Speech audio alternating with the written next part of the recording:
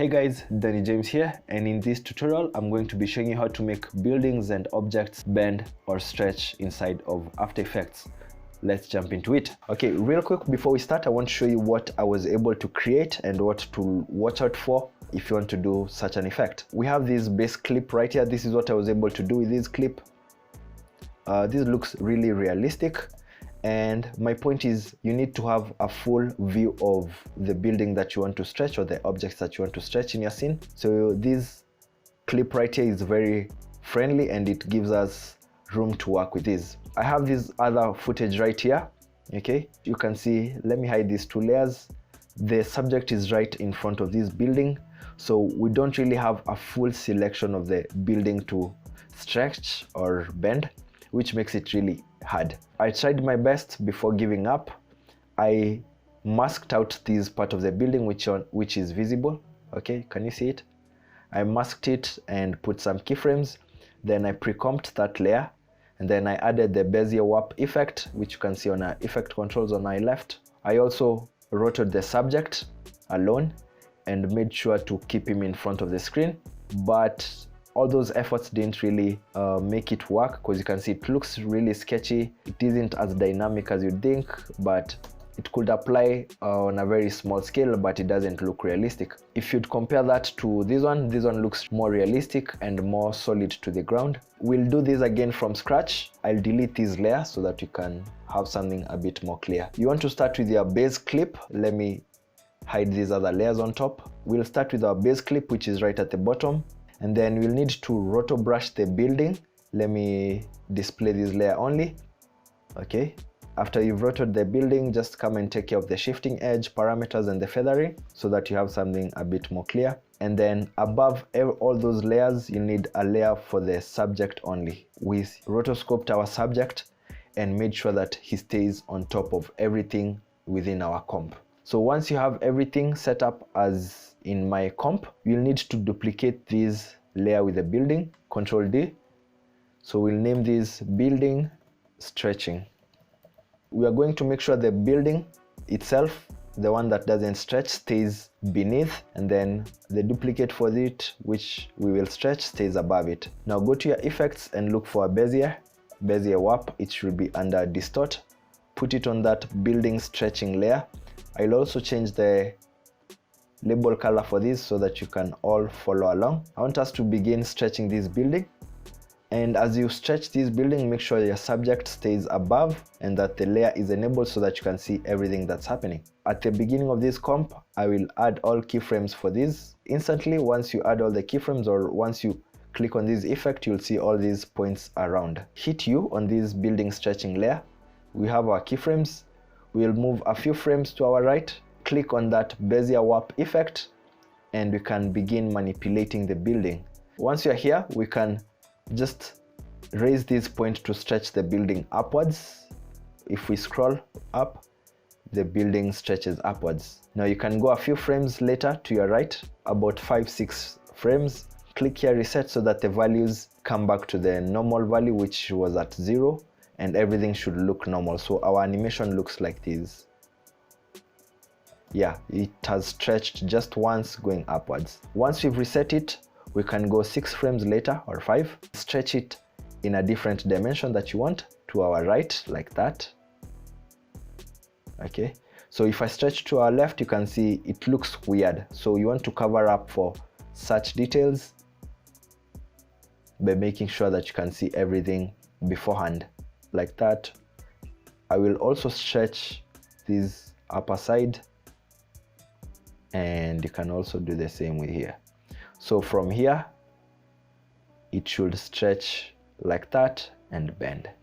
And then we'll go another 5 frames, reset those values. And now if we preview it so far,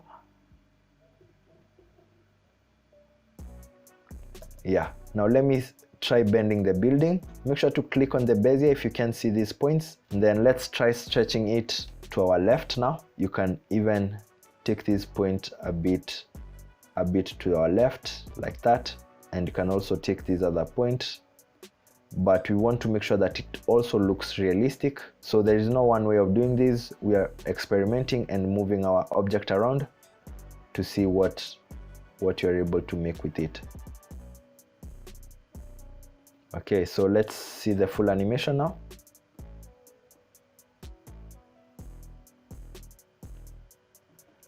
Yeah, it looks good, only that at these last keyframes right here, you can see it doesn't look realistic at that point.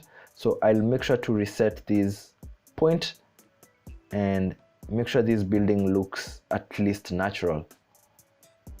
Yeah, and that's why you need to keep your subject above the layer so that you can see as you keep on adding these details. 5 frames later, I will reset the value. Let me see if we can stretch it going downwards. No, that would look weird. So we need to also adhere and make sure it makes sense physically, as in physics. Okay, let's compress the building like this.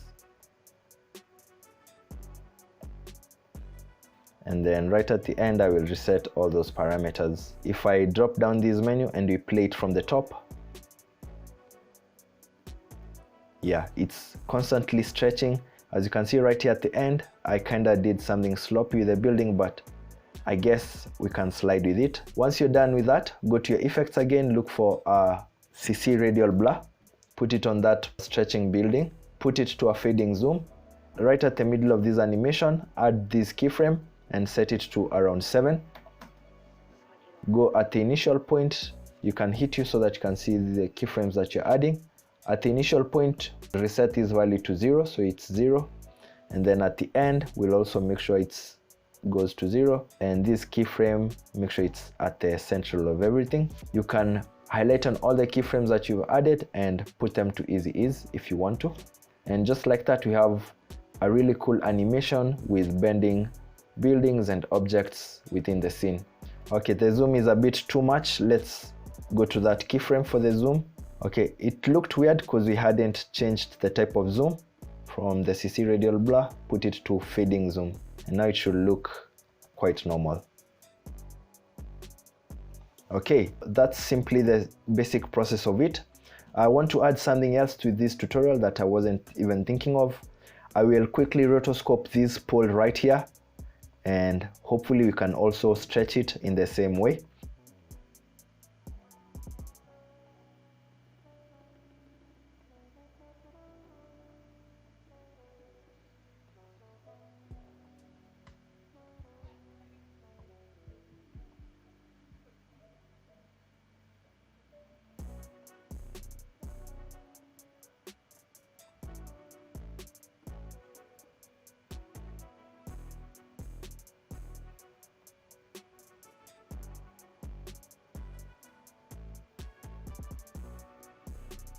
We can play everything from the top and see what it looks. Yeah, so you can see we've added a little bit of stretching on this pole right here with the flowers, and it also looks quite interesting. That's it from me today. I hope you did enjoy this tutorial as much as I did prepping it for you. Just try to keep up with the basics, know how to roto brush your subjects, and know how to use this Bezier warp. It will be easier for you to understand it if you do it practically more than just watching and following along. If you did genuinely enjoy this video, kindly give it a like and subscribe if you're watching me for the first time so that you never miss out on my content. My name is Danny James. See you on the next tutorial. Peace.